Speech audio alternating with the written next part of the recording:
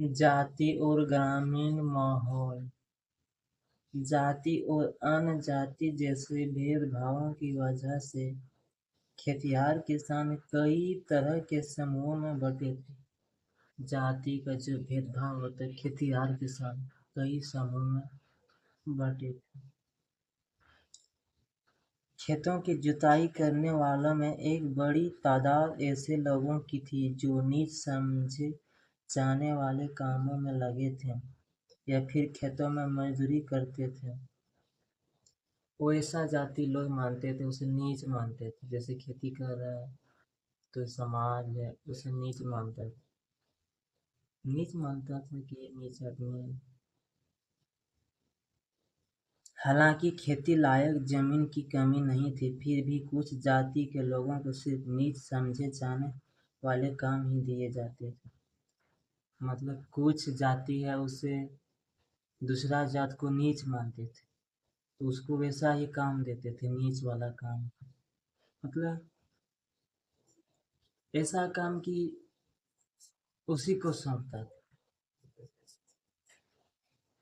फिर भी कुछ जाति के लोगों को सिर्फ नीच समझने जाने वाले काम ही दिए जाते थे। इस तरह वे गरीब रहने के लिए मजबूर थे। जनगणना तो उस वक्त नहीं होती थी, पर जो थोड़े बहुत आंकड़े और तथ्य हमारे पास है उनसे पता चलता है कि गांव की आबादी बहुत बड़ा हिस्सा ऐसे ही समूह था। इनके पास संसाधन सबसे कम थे और जाति व्यवस्था की पाबंदियों से बंधे थे। गांव में जाति पात बहुत है, जाति से बांधे थे, जाति बंधा हुआ है, लेकिन संसाधन व्यवस्था ये बहुत कम था। इनकी हालत कमोबेश